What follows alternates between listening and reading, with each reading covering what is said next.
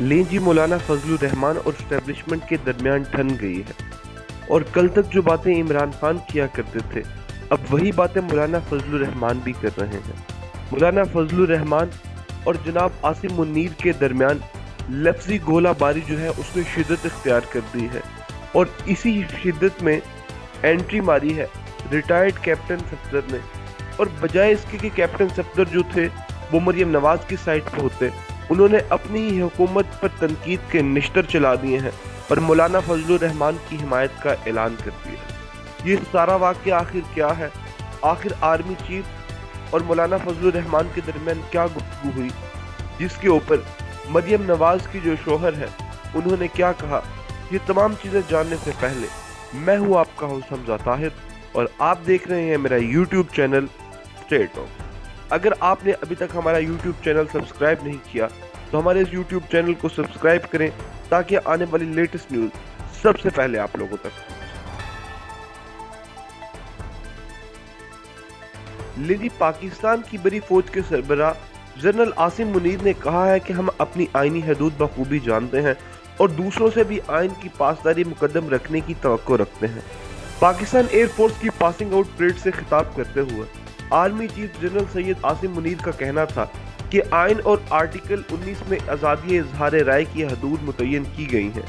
आइन में आज़ादी राय पर वाज़िया तौर पर जो लोग पामाली कर रहे हैं उन्हें दूसरों पर उंगलियां नहीं उठानी चाहिए। उन्होंने किसी का नाम नहीं लिया, लेकिन उनका इशारा इमरान खान और मौलाना फजलुर रहमान थे, क्योंकि मौलाना फजलुर रहमान भी पिछले काफ़ी दिनों से खुलकर आईनी हदूद में रहने की बातें कर रहे हैं।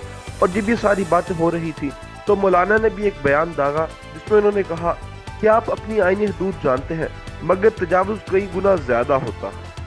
इसी पर सरबराह मौलाना फजलुर रहमान ने एस्टेब्लिशमेंट को इंतबाह करते हुए कहा कि मुल्क को ठीक करो और दोबारा इलेक्शन करवाओ, वरना अवामी समंदर मैदान में आने के लिए तैयार है। और मुझे यकीन है कि आप अपने इख्तियारात की हदूद को जानते हैं, लेकिन जो तजावुज़ करते हैं वो इससे कई गुना ज़्यादा होता है। आर्मी चीफ ने पास होने वाले कैडेट्स को पेशा वाराना महारत और बहादुरी की रवायत को कायम रखने की हिदायत करते हुए कहा कि गाजा में मौजूद जंगी सूरत हाल इस चीज़ का सबूत है कि जंग से कभी भी अमन कायम नहीं होता, और गाजा में बूढ़ों, ख़वातीन और बच्चों का बिला तफरीक कत्ले आम इस बात का सबूत है कि दुनिया में तशद्दुद बढ़ रहा है।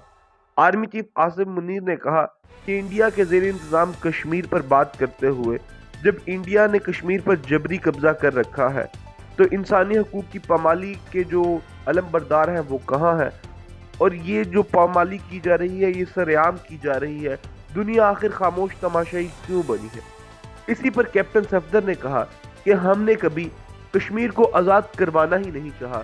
हमारी हुकूमतों की जो अव्वलीन तरजीह है वो सिर्फ और सिर्फ बैठ कर खाना है, और हम कश्मीर पर सिर्फ और सिर्फ सियासत करते हैं। हमारी फौज और हमारी सियासतदानों की कभी पहली तरजीह कश्मीर को आज़ाद करवाना था ही नहीं। ये तमाम बयान उन्होंने मौलाना फजलुर रहमान की मौजूदगी में दिया, और इसी पर मौलाना फजलुर रहमान से इन्होंने कहा कि मौलाना, अगर इस बयान के बाद मुझे गिरफ्तार कर लिया जाए तो जेल में मेरे लिए खाना भिजवाते रहिएगा।